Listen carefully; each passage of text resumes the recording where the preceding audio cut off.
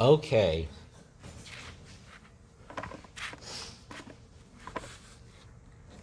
So the demo's running now.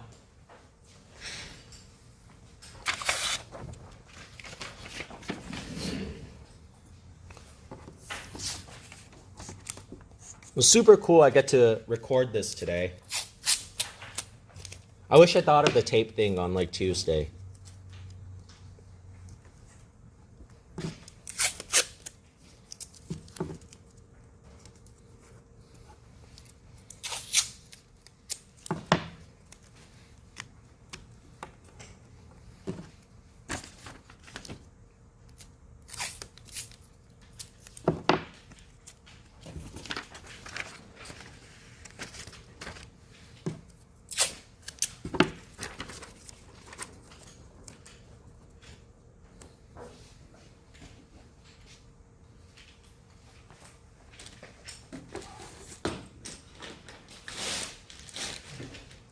If you do plan to work on your exercises in class, though, don't forget to turn them in like today, though. Yeah, just don't forget to turn them in.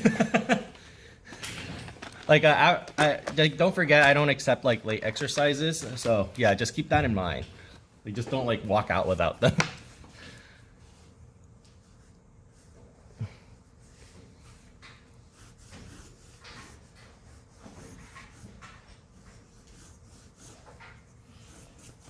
All right, so I'm gonna start off by let me draw this just a little higher, actually. I'm gonna start off by kind of drawing my frame.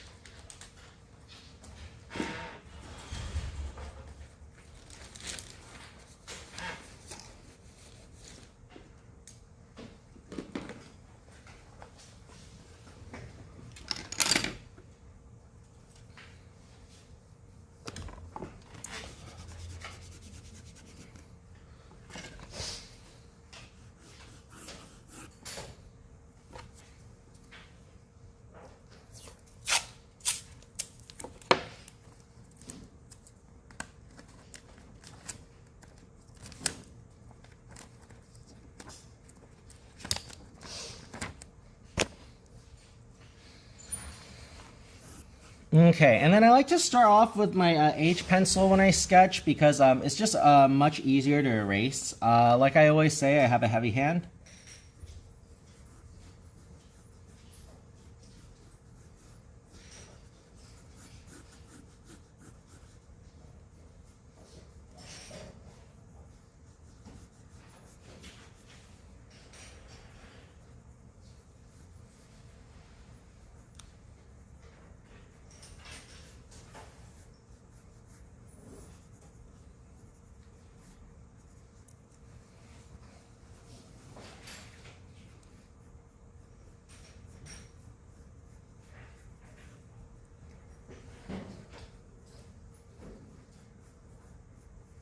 And then just really quickly, did the video work okay this time?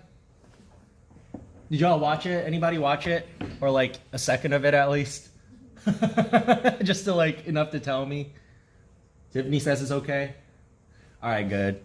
I'm sure if it works for one person, it'll work for everyone else.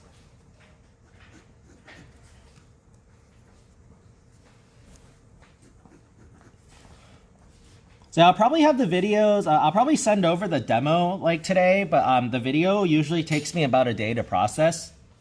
You know, honestly, it only takes me like 5 minutes to edit. But then when I process the video, like it takes forever. It's because it's trying to process like 3 hours worth of stuff. And the file size of the video is a humongous too. When I first tried to process it, it was 48 gigabytes. Yeah, that was insane.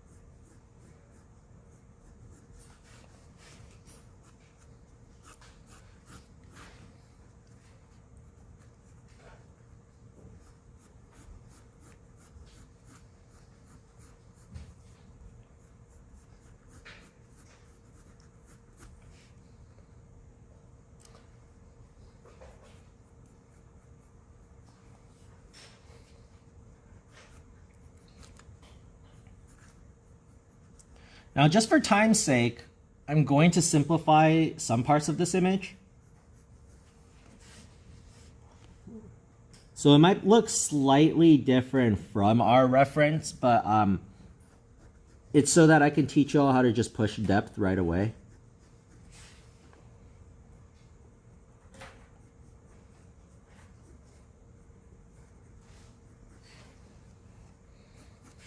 Okay, so let's talk about depth a little bit. So the last project that we did, which was project 2, we talked about depth, right? So when we talk about depth, usually when things go further away, they usually get lighter outside and they get darker indoors, right? Depending on, at least it's lighter indoors if there's no light as we recede.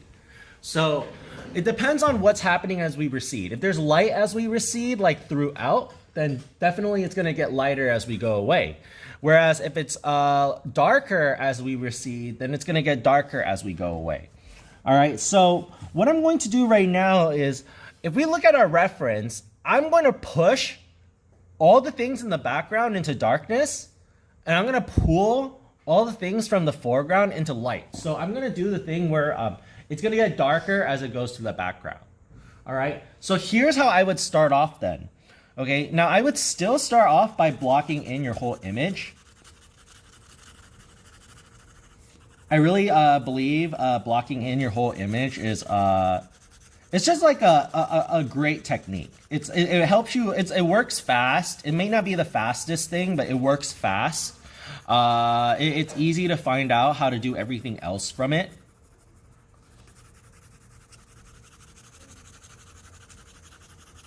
It's very methodical.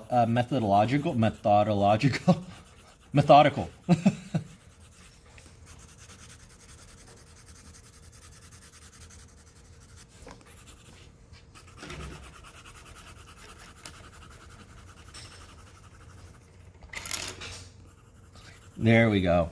And then it's up to you if you wanted to take a napkin and, you know, smooth it out and everything like that, but it's not necessary.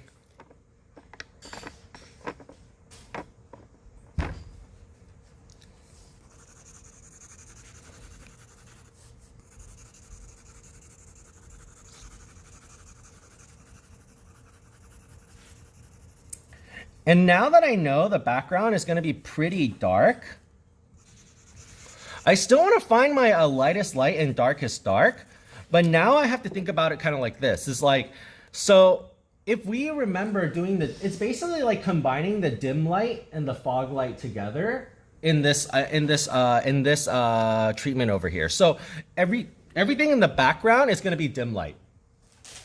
But then what I'm going to do is, instead of it being fog light as it comes closer to me, the contrast is going to increase as it comes closer to me.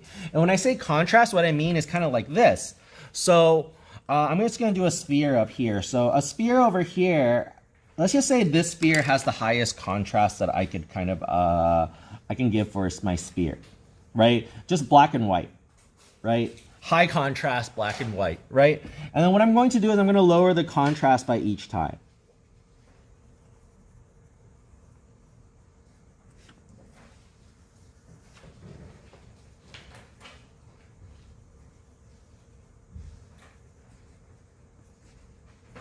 Until it recedes into darkness.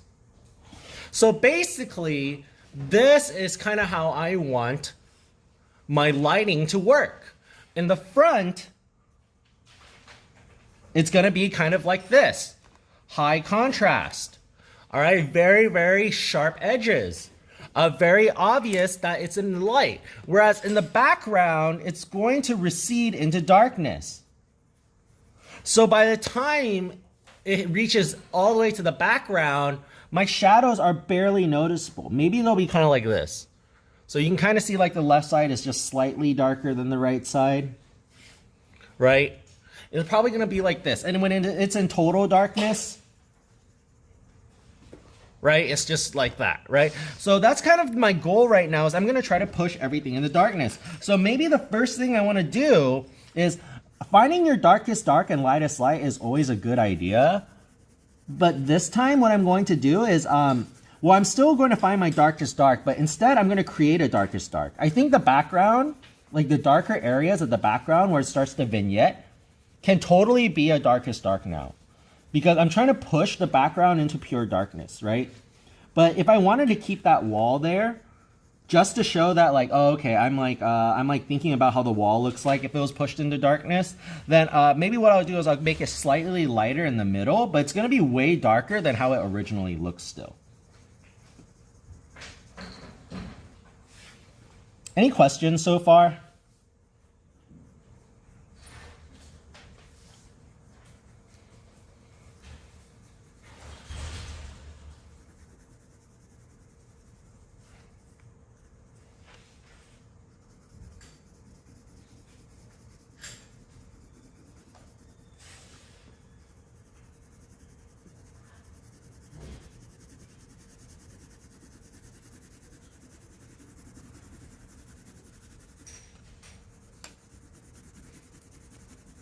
And then I usually always recommend like finish your background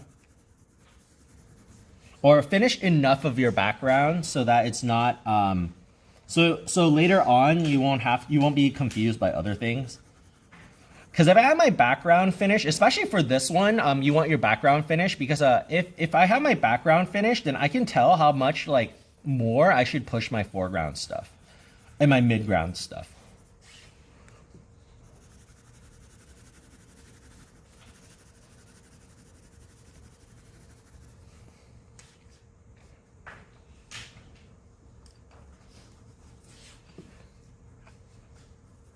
Anybody here play Apex Legends? I just started playing that yesterday with my brother. That is a hard game. Man, that game just well, I mean, I've played like PUBG before. I haven't played Fortnite before though. Like I tried, but my computer was just like no. But yeah, like I know for a fact if I was put in a Hunger game or something like that, I wouldn't survive. Like that game just shows it.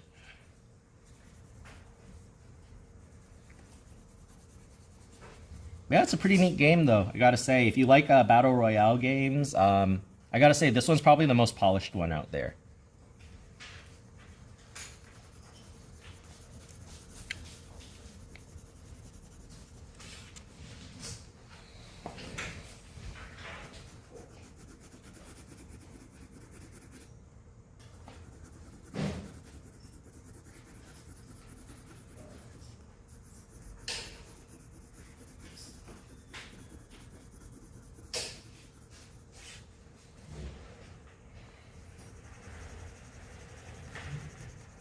If you're having a hard time determining how light or dark you want to push your background, what I like to do is you can just distinguish it first. So I know the sides are darker and I know the middle is much lighter. So I'll just kind of distinguish that first, kind of like that. And then what I'll do is I'll blend the in-betweens.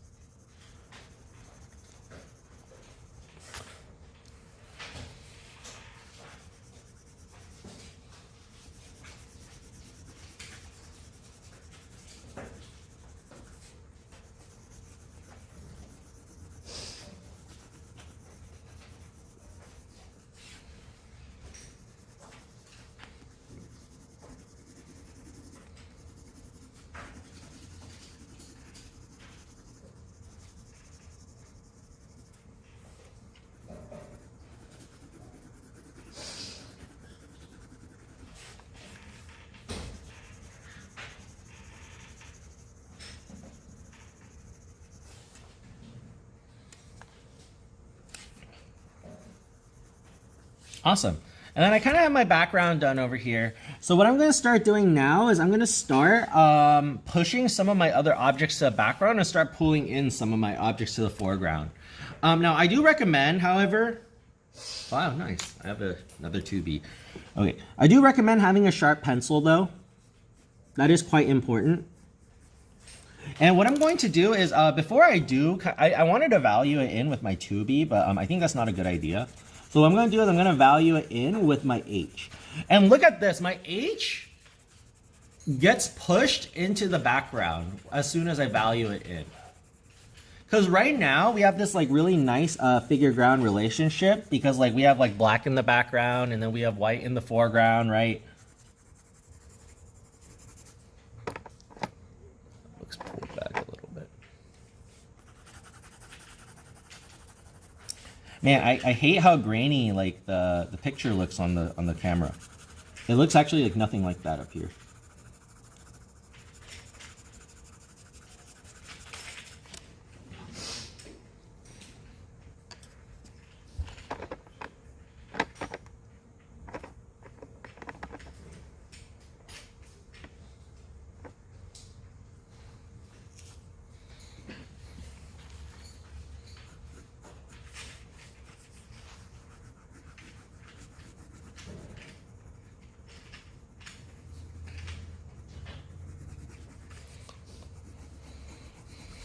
And it's a good idea to block in other things too. When you block in other stuff though, here's what I want you to kind of keep in mind is even though you're blocking in everything one value first, it's a good idea to go back later and block in things that are meant to be darker. For example, if we were sketching a beach, all right, and there was water and there's sand. The water is much darker than the sand.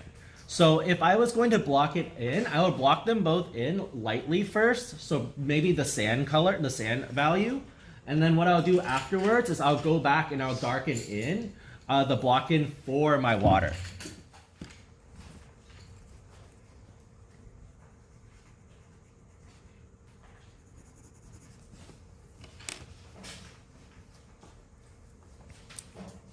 Could someone do me a favor? Like when it hits 9, could you let me know?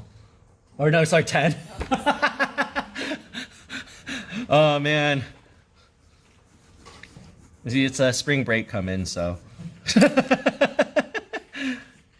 No, actually, spring break is my catch-up week. It's relaxing still, but it's the 1 week that spring break and what is it, fall break? I don't go out unless it's like Thanksgiving. Then I'll go see my parents. But yeah, I probably won't leave my house too much like next week. It's just gonna be catch-up.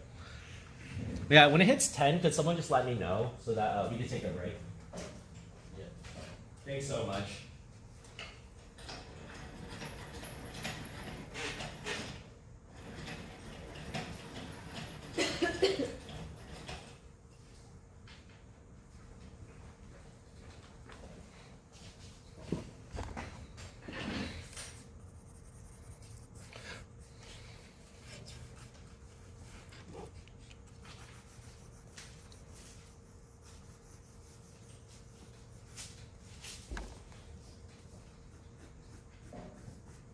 So something to kind of note is I'm working on the table now, right? And the table will be kind of the first thing that really shows that depth, other than like our background. So something that I'm going to do is the light is coming in from the front, right?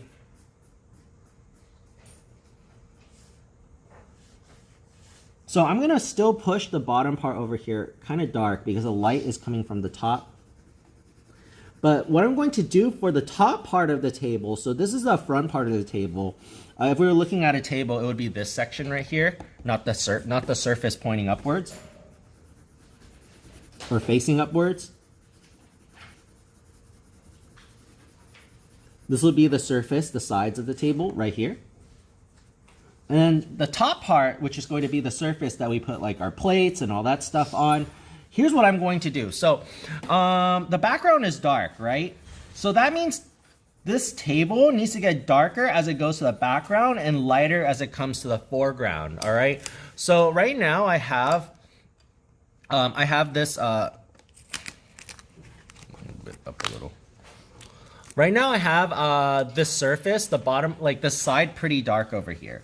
Over here is going to remain light on top. I got to clean up this line over here. But what I'm going to do right now is the back part is going to be dark over here, and I'm going to make it lighter as it comes to the front.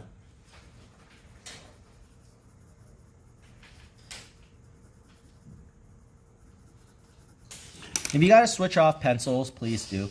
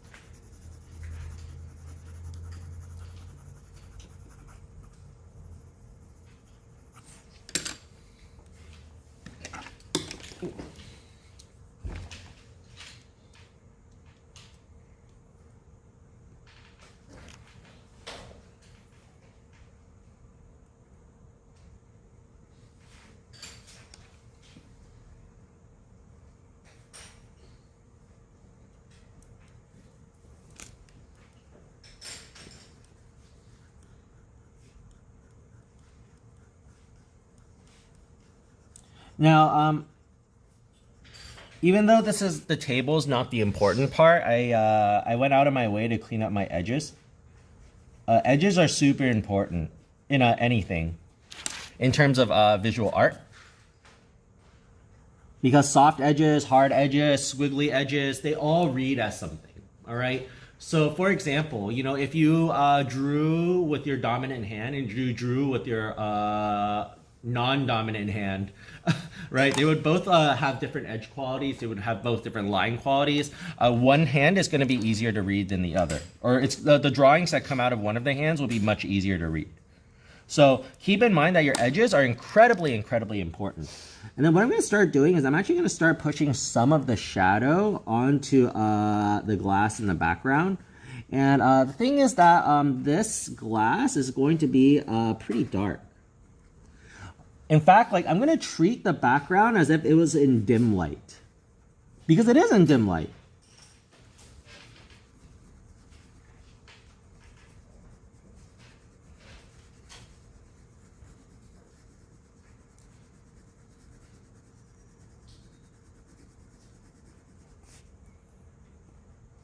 The first thing I'm going to do is I'm just going to tackle all my shadow shapes.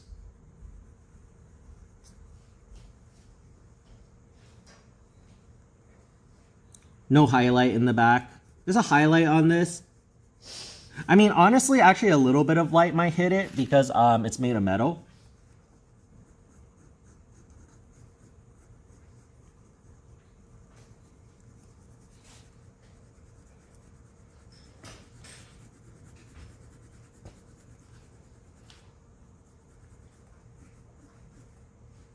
What's actually pretty interesting about drawing off of realism is me and my friends were talking about how when you draw off of realism, a lot of times it could be very scientific, actually.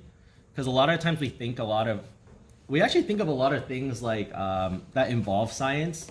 Like, for example, like when we talk about light, and we won't go over this too much, but when we do painting, I'll go over it a little bit. But for light, you know, the light, the color of a shadow is supposed to be the opposite color of what the light is. But if the shadow is hitting a surface that is green or a color, then it would mix with the surface, then the shadow color will mix with the surface's color also. So things like that, you know, so it's good to know those kind of things because they help your realism just become even more real. So for example, like this bottle, like I was saying, like there's some reflectivity to it because it's made of metal. So that's something that I want to keep in mind. Another thing I want to keep in mind too is I keep like drawing over this feather. So I have to be careful of that. Any questions, by the way? Feel free to stop me if like you have a question. Now, usually I wouldn't use a mechanical pencil to do the shading, to be honest with y'all. Mechanical pencils are better for drafting than they are for valuing. But if you need to get some like really thin lines, then that's what a mechanical pencil would be great for. So for example, right now, like since metal has like streaks on it, the streaks are created from a reflection of different things. So sometimes it's reflecting off of something dark. Sometimes it's just the shadow. Sometimes it's it could just be about anything. Same with the lights, like, you know, the reflections are reflecting off of specific lights and objects that look light also, right? So like this is what this would be really good for.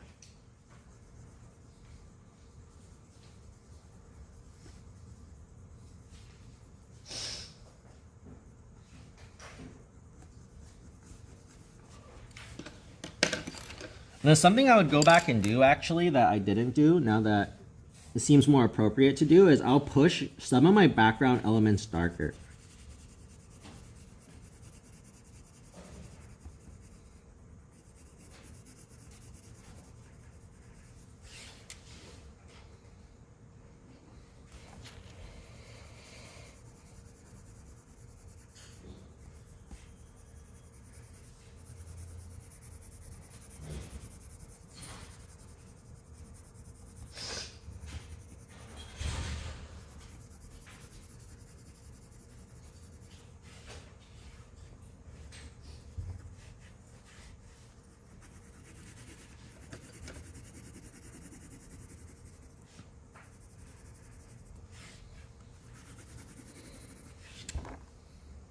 So you see, there's a lot of adjusting. I'm going back, pushing things darker, pulling things lighter. I'm actually gonna even go back and like push my shadow shapes on top of this like darker.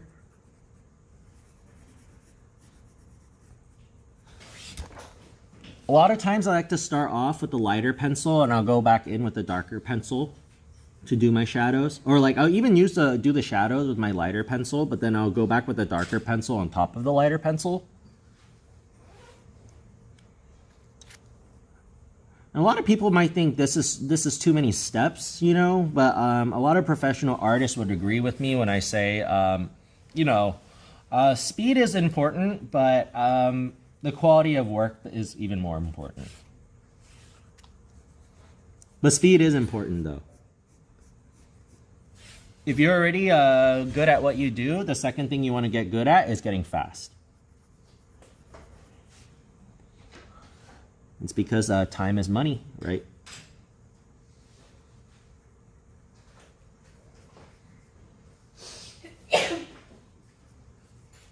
Bless you. Bless you.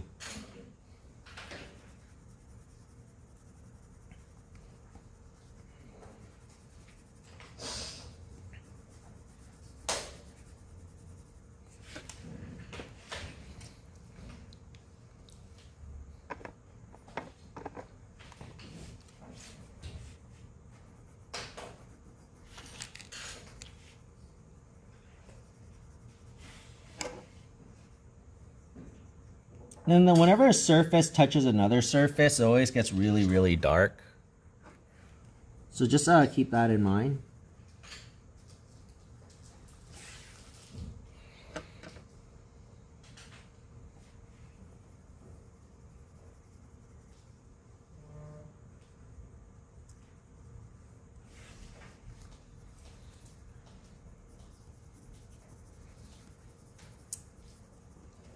By the way, it's just a food for thought. If your hands ever hurt from like drawing, stop doing it. Just wanted to throw that out there. We're on a downward slope now in the semester, so you know we'll be finishing up the semester in a couple of weeks, right? Maybe like 1.5 months, right? It's week 10. Week 16 is our last week, and then week 17 is finals week. So oh, by the way, for finals, like just in case you didn't know, finals time is different than normal class time. So when finals come up, I'll let you all know that. But just keep that in mind. That finals might not be on the same time that we come in, but what is it? We're on that downward slope now. You know, if your hands hurt, take a break. Just don't forget to take breaks. Is what I'm telling y'all. It's important. Like I want you all to do your work and stuff, but your health is the most important thing. So if there's one advice that a professional artist gave me that I think I didn't follow, that I kind of wish I did more, was take more breaks. Like I don't have really that many issues, but some stuff is starting to come up. Like when I draw for long periods of time, like there's like a weird pain that won't stop unless I stop.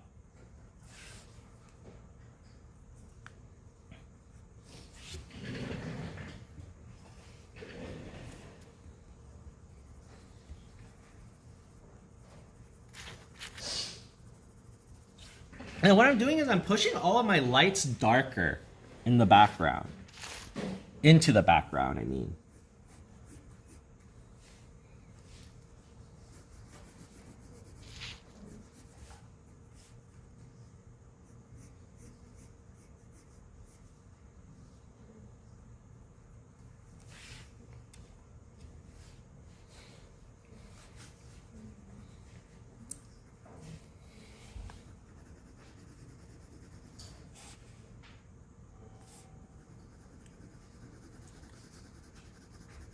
Now I'm probably going to start working on some of my foreground stuff, but the reason why I haven't touched it yet is because I kind of want to do some of the stuff in my background first so that I know how I can like adjust my values in the foreground.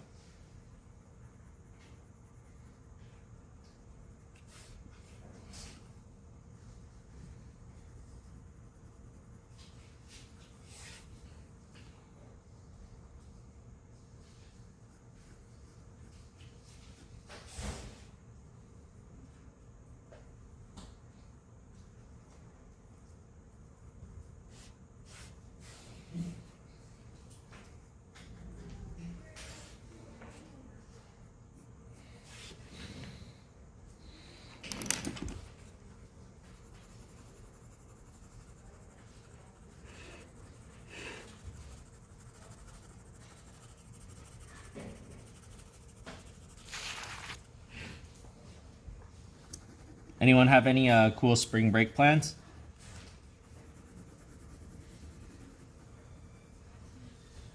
No, just chilling.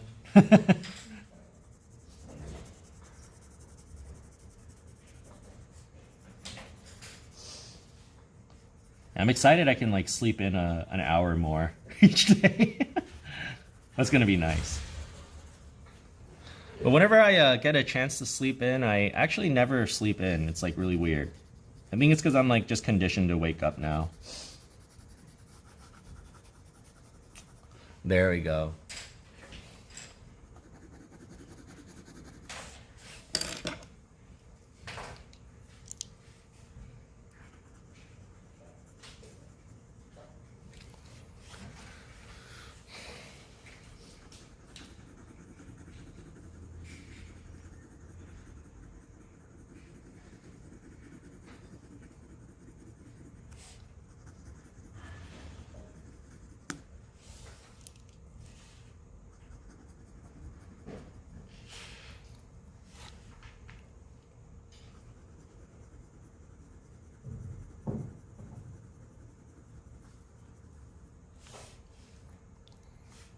There we go. And we can start to see on the screen now. It's a little bit hard to see on the screen because it's like blowing up all my textures for some reason.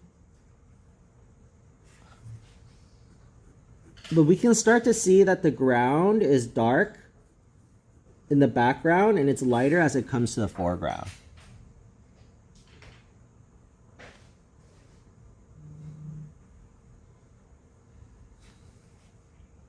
And I'm gonna start working on a little bit of some of the stuff in the foreground, and then what I'm gonna do afterwards is I'm gonna kind of jump back and forth between that and the feather.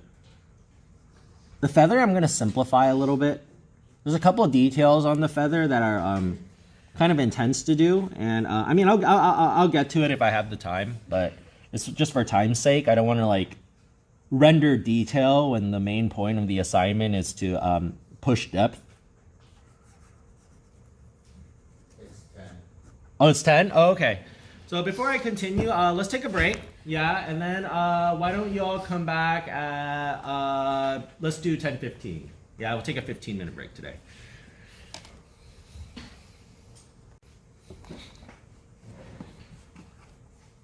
Sorry, there might be a slight jump in the video. I forgot to start recording again.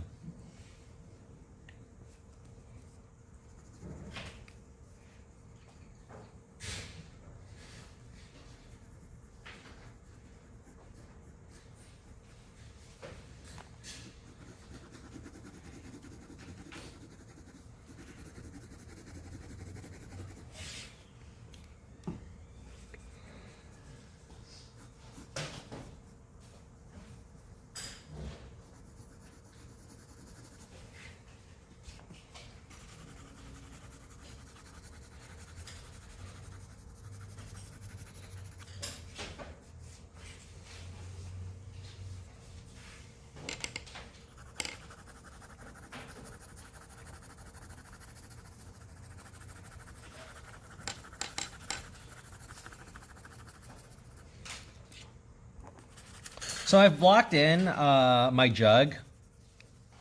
And what I'm going to do is my shadows are dark enough so that you can kind of see it. And you can kind of see that it's blocked in. It's kind of hard to see with this, but when I add a little bit of shadow on top, you can see that there's pencil mark all over it.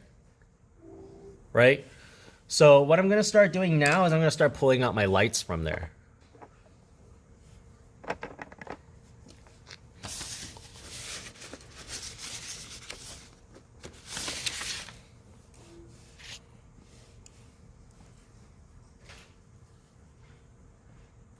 So this is kind of what I mean by like I like to I paint. I sketch like I paint is I'll be pulling out my lights, pushing in my darks from like a mid-tone.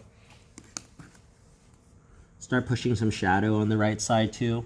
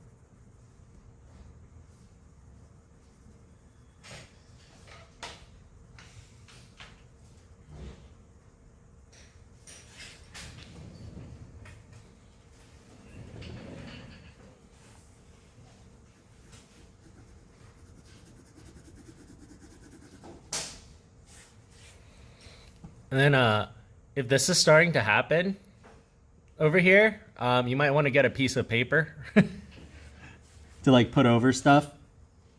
It will happen quite a lot too, so just keep that in mind.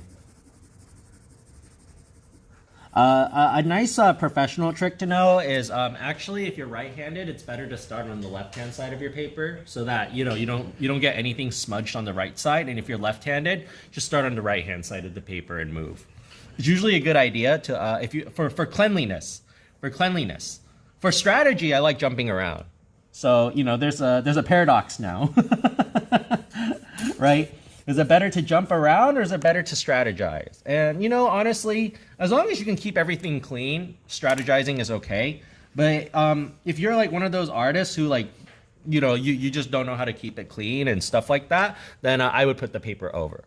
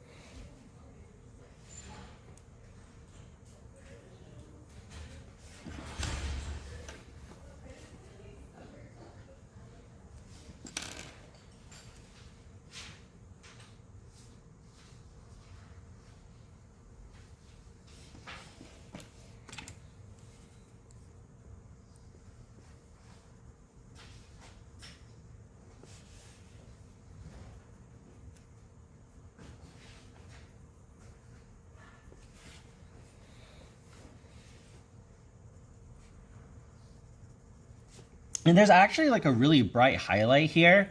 If I wanted to get that highlight, what I could do is I could block it in kind of like this and I can erase it out. But for now, since this is it's supposed to be much brighter in the foreground or closer towards us, I'm gonna leave it the way it is. I might actually make the highlight bigger because I'm trying to push contrast. So if the highlight can't get any lighter, but the light midtones can get lighter. So that means my light midtones, some of my light midtones might turn into my new highlights. So that's something that you want to keep in mind when you're pushing depth.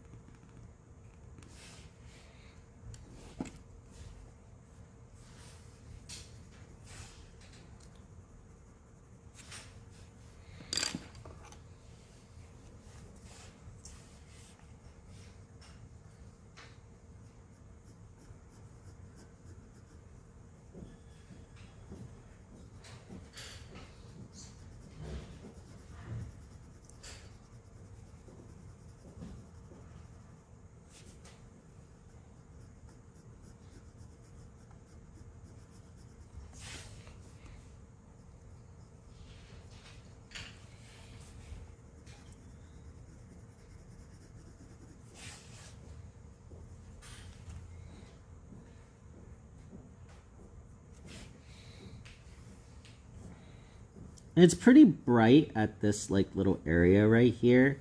Like I said, try drawing out your shadow and light shapes if you're having trouble just blocking it in. So what I do is like, I know one side is shadow, I know one side is light. So now that I got that in, I can start working them in.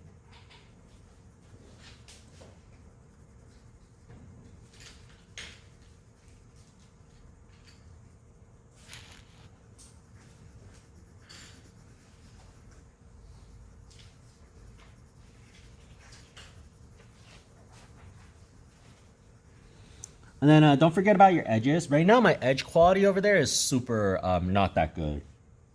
It's super poor. And it's because the way I can tell is like this. If you can't tell if it's an edge or not, then it's probably really poor edge quality.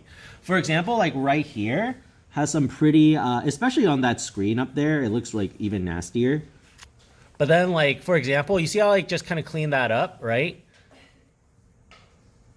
And then I'm trying to clean it. I'm trying to like, actually it's really hard to do that. So I gotta like look up the screen and look back down every once in a while. But you can kind of see like this area is much cleaner now, so it's much obvious that this is popping out from the background. So that's one thing about edge quality. Another thing is you can't tell the light shape from the dark shape, so that's an issue. So something that I would do is maybe go back, get like a really thin eraser and like just clean up that inside part so that you see now it's so much easier to tell. Readability is number one. It's so important to make sure that your image is readable. If something looks too blurry, then it's probably not readable enough. There's a right amount of blurry though, believe it or not. There's a right amount. Because a lot of times back then, anybody here like a huge fan of Impressionist art? Yeah, Monet, Renoir, Degas, right? They've always painted their stuff super brushy, and it's always very soft. You know, it's almost like as if it was blurry. Actually, some people theorized that Impressionism was a result of people who were getting cataracts and going blind.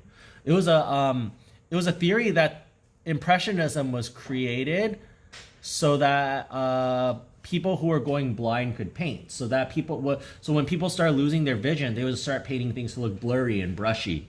So that was like a theory. Do I believe it? I think it's an interesting theory. I don't know if that's like that's the exact reason why, you know, Impressionism was created. I don't think that was exactly why, but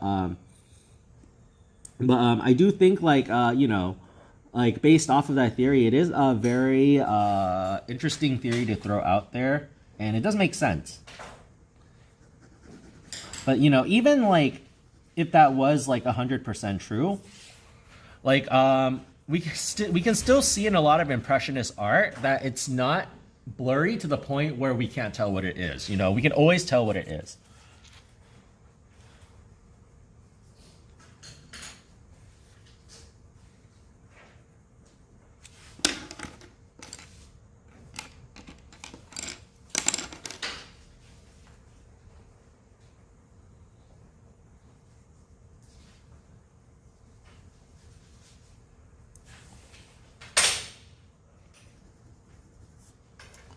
So after I'm done with this demo, what I actually might do on top of this demo is I'm gonna get a darker pencil and darken my darks, like really, really, really dark.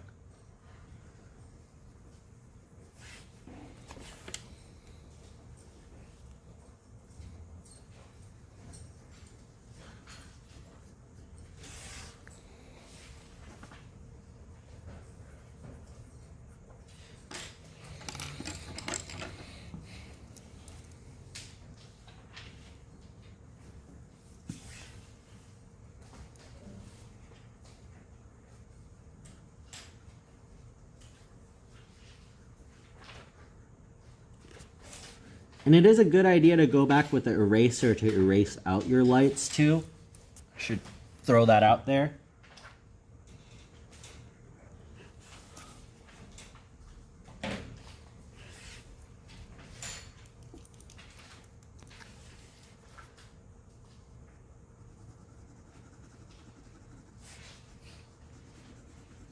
Now I'm gonna try and push this even more to the background. Keep it, just go over it with like a layer of pencil.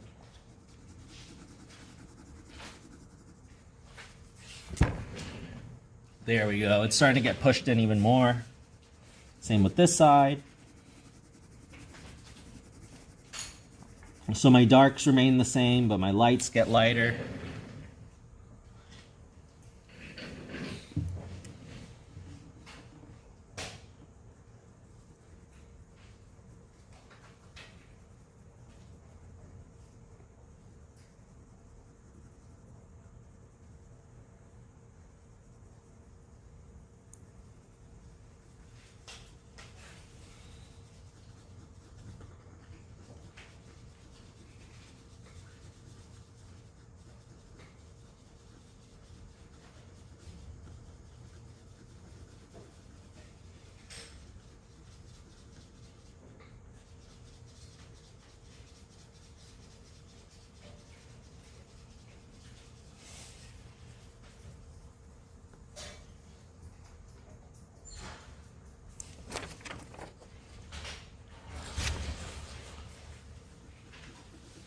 I think I might have been rendering a printing error.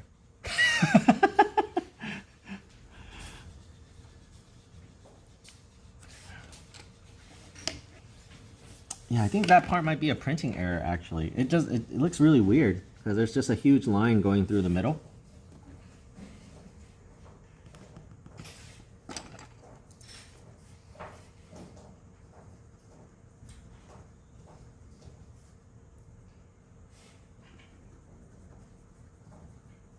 Fix that up right now.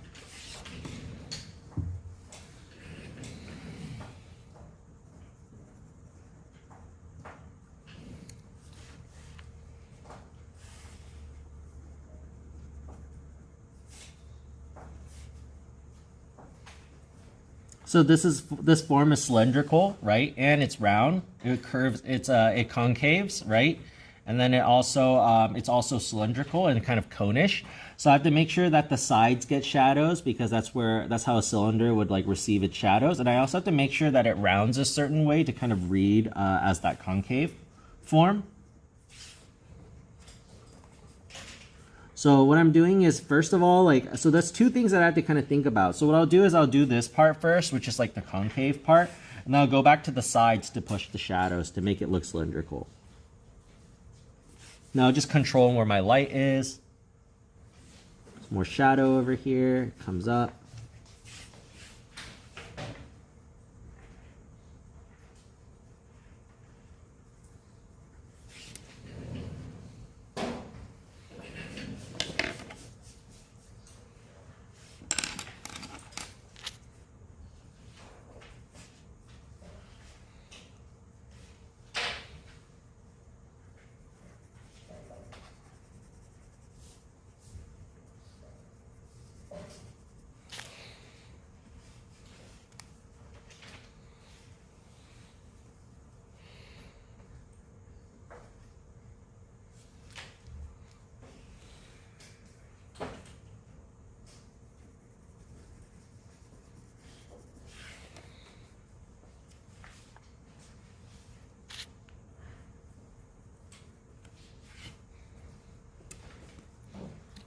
So you'll see that, right?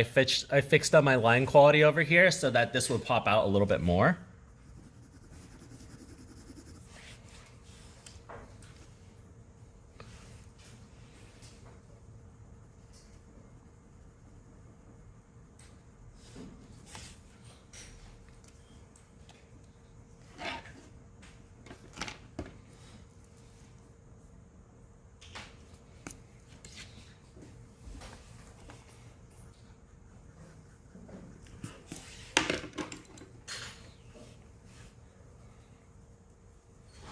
A couple lights over here that I can pull out. So remember, your eraser is a tool that can be used to lighten things too. It's not just for omitting.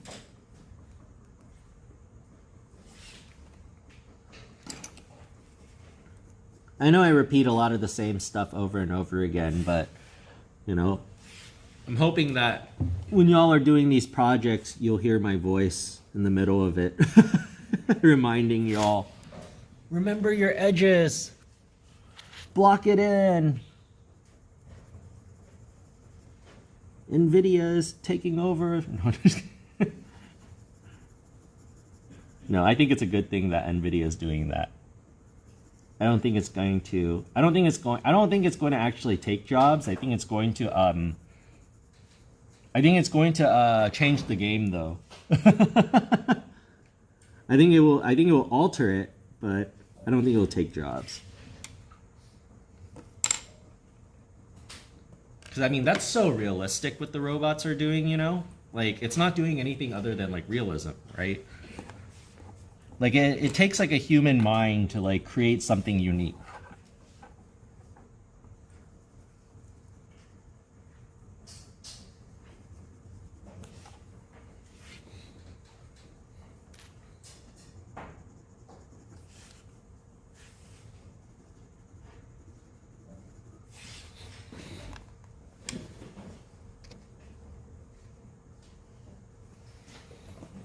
And then can someone remind me at 11 to take a break? We'll take a 10-minute break at 11. So it'll be a little bit shorter. Oh, thanks so much. I appreciate that. Or let me try. Hey, Google. Okay, Google. Okay, never mind. It doesn't work that way. Because like the Samsung phones can do that. But I realize it's like locked in a certain way. It won't do that.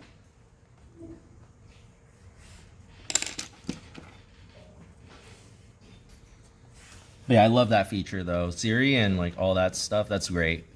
I didn't like Alexa that much before, but I'm starting to like my Alexa a lot now.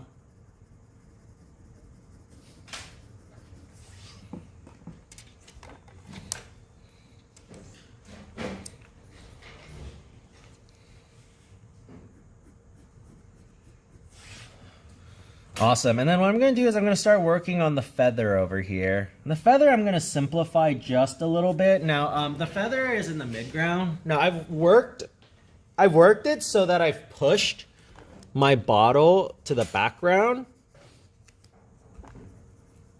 And then I've pushed my other elements up into the foreground. So what I'm going to do is I'm going to try to work the feather to be more of a mid-ground tone. So what it's going to be lighter than the bottle so that it shows that it's in front of the bottle, but it's going to be darker than the stuff over here. It's going to have less contrast over here. So it's going to kind of be an in-between. So if we look at this over here, if I made a value scale on the side, right, and it's really dark at one end and it gets lighter, it turns white at the other end. Right, all of my background elements are right here. All of my elements up in the front over here are using values that go from this range to this range. So over here, what I'm going to do is I'm probably going to use something more like this. So my background is only using up these ones in the back over here, but then my midground will use everywhere from this mid-tone to this back tone right there. All right? So what that's going to do, it's going to push it, it's going to make the values seem like they're pushed into the midground and not to the background because it's not all dark, because it has a little bit of that light from the foreground hitting it and a little bit of that dark from the background hitting it too. So that's pretty much what I'm trying to go for. So what I'm going to start doing now is I'm going to keep this as my light over here, and I'm just going to start adding shadow on top. It's as simple as that. And go back with the eraser to pull out those like small little highlights. Actually, I might not actually. It might actually hurt my image to do that.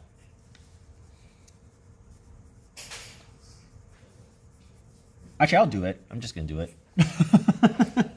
For the sake of the project.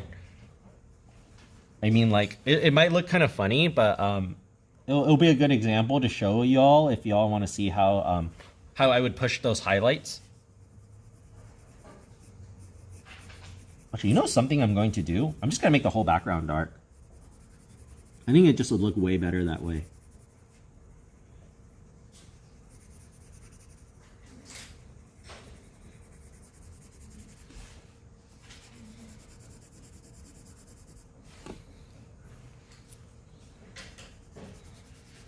Oh my gosh, so much better.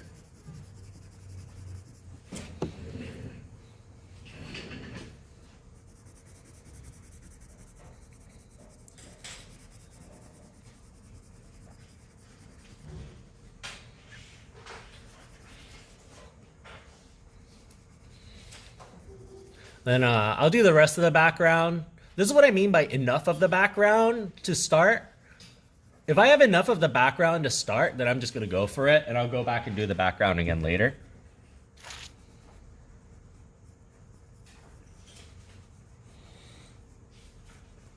You can add some texture.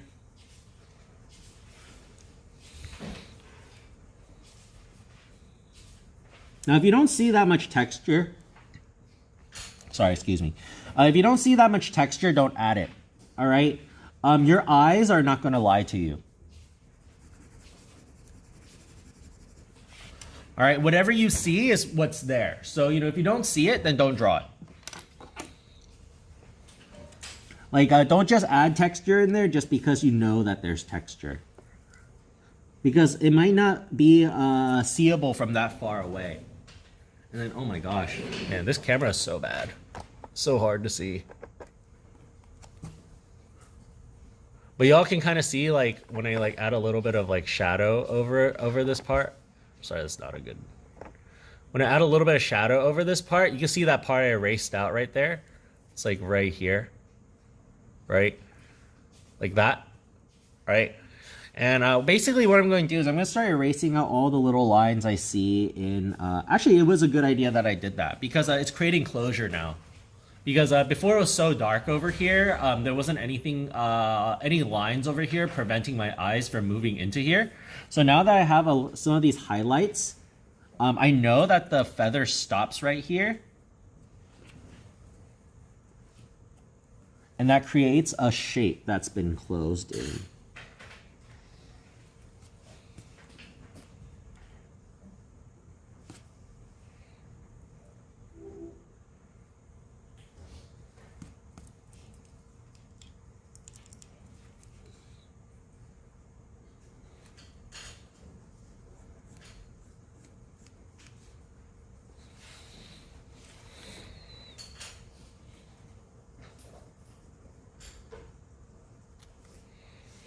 And start pushing in.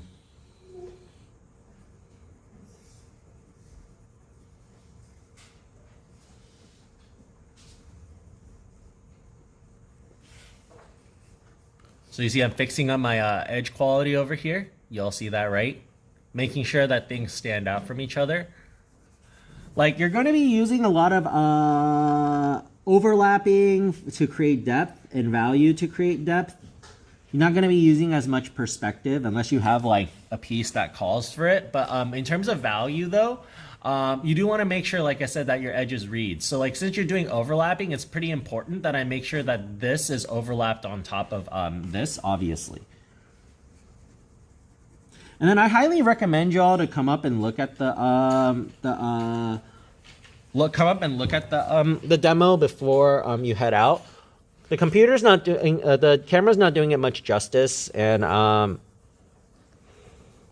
mean, I could close one of the lights, but I also think it's not a good idea to value with the lights like slightly dimmed. It's gonna mess up your values if you're. For me, it's not going to because I have a light over here. But whichever side I turn off, it's gonna be much harder to shade with. So it's just something to keep in mind. Is if you wanted to, I would highly recommend you all to come up and check it out.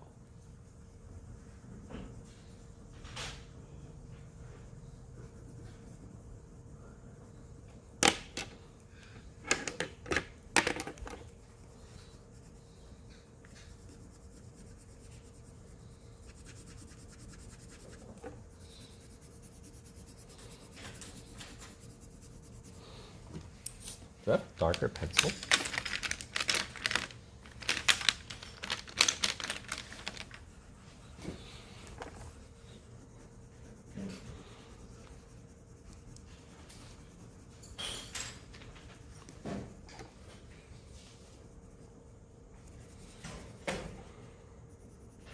So this is a small mistake that I'm fixing up right now. I'm making the background even darker. So my suggestion is if you do want to go with something whether it's darker in the background or lighter in the background, it might be a good idea to just make it extreme. Just keep it like a pure black in the background. Unless like the contrast in the background is like intensely like crazy, but for the most part though, it should make your life much easier if you do that, because now it looks so much more readable because we have a really dark background that's going against like these objects that are lighter. And then yes, we do have like this jug over here, or this like vase over here fading into darkness, but that's okay. For that one it's okay because we're trying to push depth. But the issue before was that my foreground elements were having a really difficult time standing out a little bit more.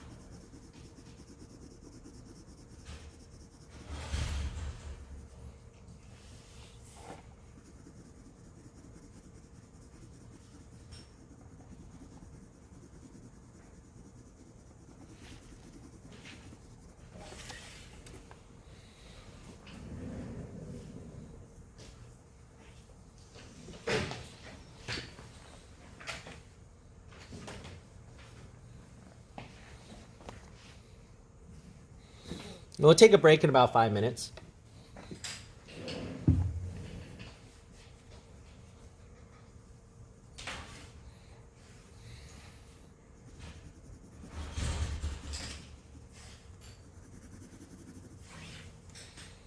There we go. Y'all can kind of see like making the background much darker helps so much more.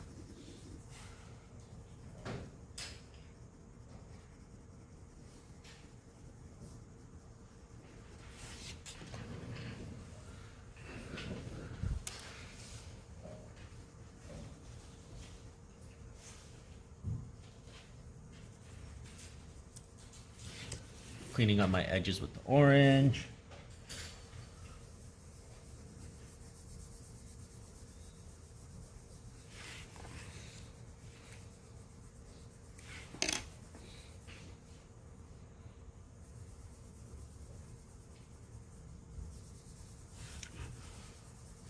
Starting to pull out my lights in the feather.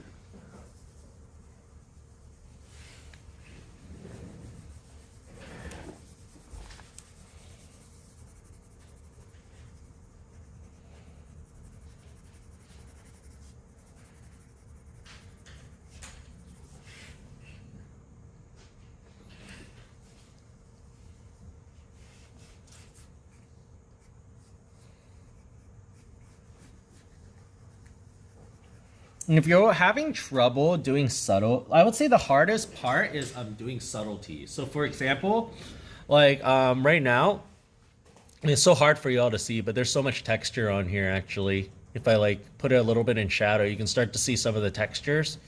But then there's so much, but basically it's lighter over here and darker down here, but it's so subtle. And it doesn't make sense that I make this part lighter for this part too light the way it is right now. So what I do is I push the contrast, and then what I'll do is I'll get my H pencil. I'll just go over it. And I'll go over this too. I'll darken my dark parts and I'll darken my light parts uniformly.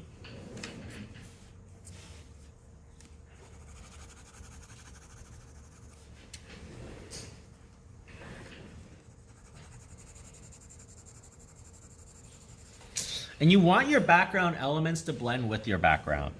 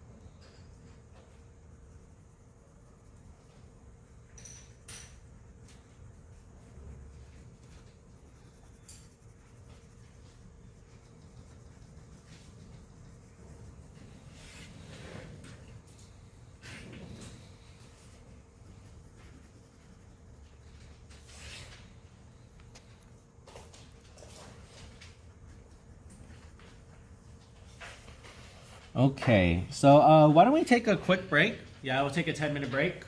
And then we'll come back. I'll do some last finishing touches. And I'll give some last words. And probably call it a day. Yeah? Probably get to leave a bit early. But as always, I'll be here until the class ends. So go ahead and take a break if you want. Then I'll continue the demo again in...